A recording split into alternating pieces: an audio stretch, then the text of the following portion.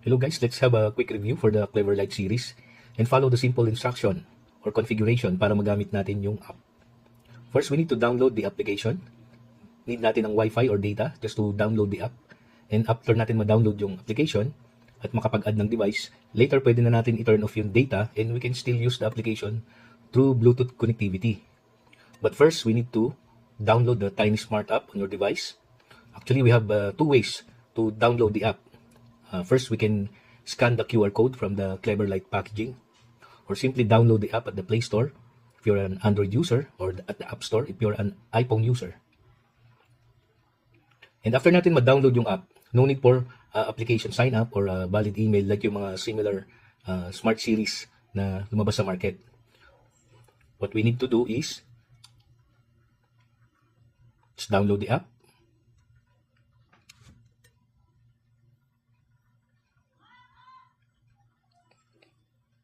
And open natin yung Tiny Smart app.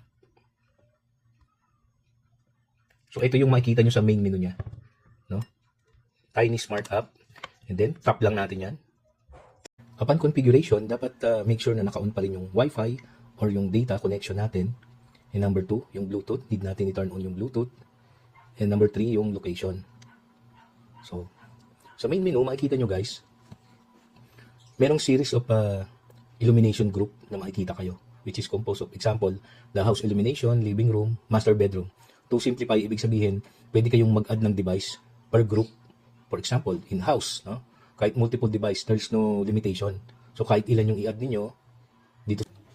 Okay, next most important, ito i-make sure natin na dapat yung bulb natin or yung switch is naka-default into on. More or less, dapat yung switch is naka-turn on. So yun yung default natin. And then, we need to turn off, and then, yung app mismo is magka-count into 5 seconds. Ano? So, after 5 seconds, so need natin i-turn on yung switch. I-tap nyo tong repeat scan. Ito, importante kasi yan, na i-tap natin yan, repeat scan. So, try natin.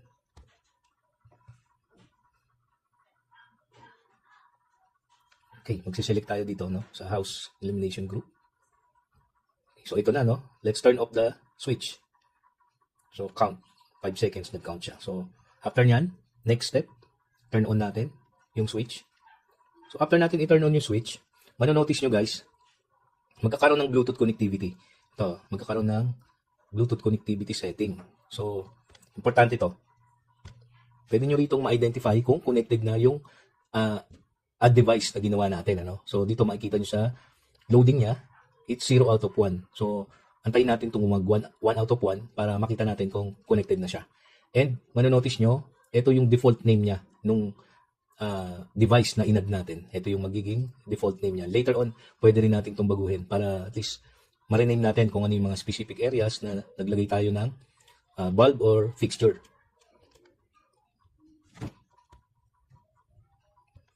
So, dito manonotice nyo yan. Ayan, 1 of 1. So, ibig sabihin, connected na siya. And, kung nakalagay yung bulb natin doon sa bulb tester, pwede niya siyang matry dito pa lang sa layout na to, no? Makikita nyo dito, meron siyang option na on and off button. So, pwede nyo siyang i-on and off manually.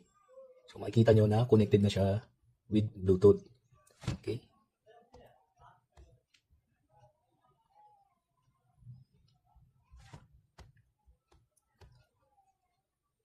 Next, important, ito na makikita nyo, no? Sabi ko kanina, nag-add tayo ng device using the house illumination group.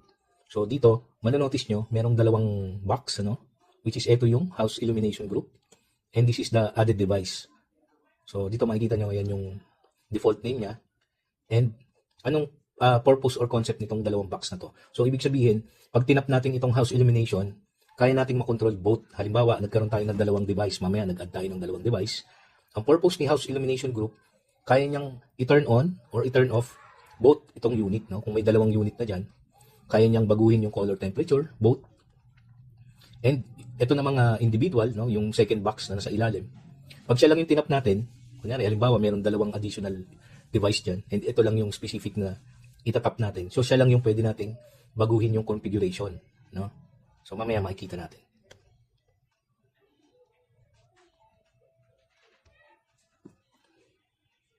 Okay. So dito tinap natin yung additional device na ginawa natin. Ayan, si bicolor.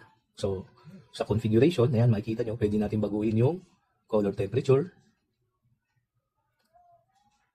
Pwede rin nating ma-customize yung brightness. So pwede nating i-dim or i-brighten yung illumination niya. So definitely manual on and off, may selection siya. And meron din tayong default selection of color temperatures dito sa may below. Makikita nyo, we have cool white, the daylight or natural light, and warm white. So we have timer. So ang concept ng timer is just to turn on, no? To set a time to turn on. So walang turn off, no? Ang mahalaga lang dyan, at least si client, kunyari, darating siya 6 p.m., pwede niya nang iset ng 6 p.m. yan. So late man siya dumating, by 6 p.m., naka-turn on na yung fixture na ikinonect niya, no? Through timer. And then we have night mode.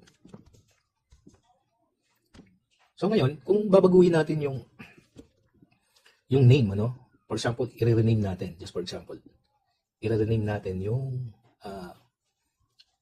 device na na-add natin. Itatap lang natin to. Tap lang natin itong yung 3 dotted lines na to. Okay. So yan, device name. Ito makita nyo, itap nyo lang yan, pwede na kayong mag-change name. So, for example, let's change to bedroom. Okay. Okay, dito makikita nyo guys, ano, na-change siya into bedroom. Okay guys, let's add another device. So, itap lang natin itong blue icon sa taas na plus icon. So, let's add device. So, same concept pa rin, ano? Dapat naka-default pa rin yung switch na naka-on. And we will add into house illumination group again.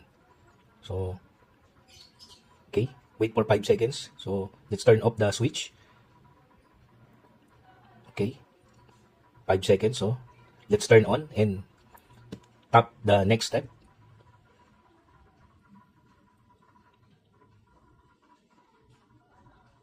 Okay. So, same scenario pa rin, ano? Mag-a-appear pa rin yung Bluetooth connectivity. Okay, so balik tayo dito, no, sa loading option. So it's 0 out of 1. So now it's 1 of 1. So connected na siya. So pwede natin siyang i-manual on and off. Then pwede na natin siyang select to finish.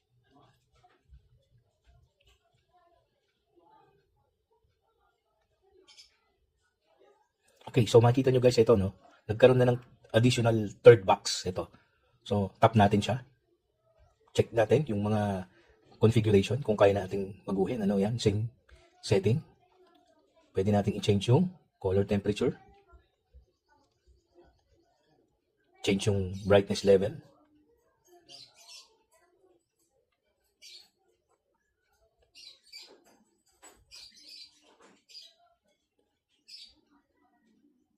So manual off and on. So we have same 3 default settings for color temperature. We have the timer. And lastly, the night mode.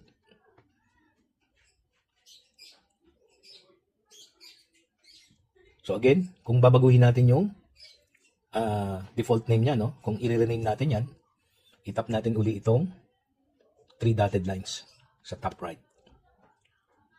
So, wait lang natin.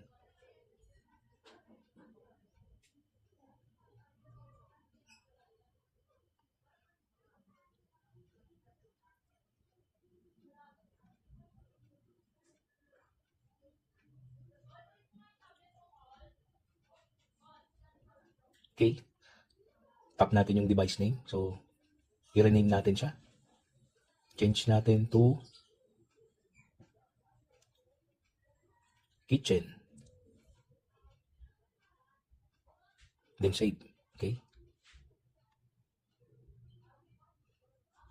So, yan ano. Nabago na yung default name niya. Na-rename na natin. Same with dito sa main menu.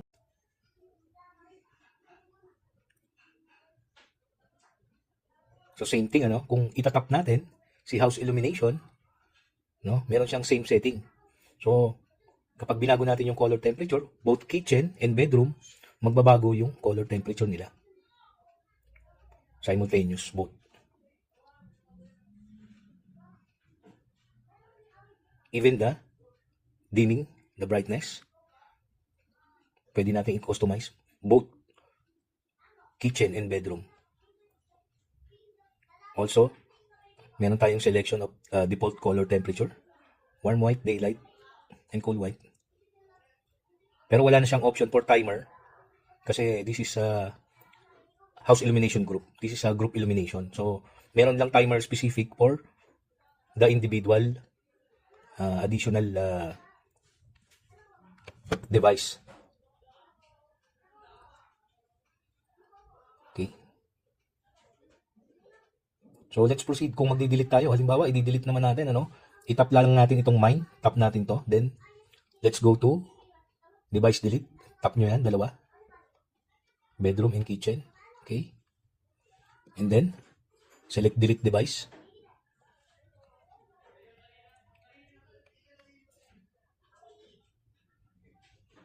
So, balik na tayo doon sa original setting niya, no?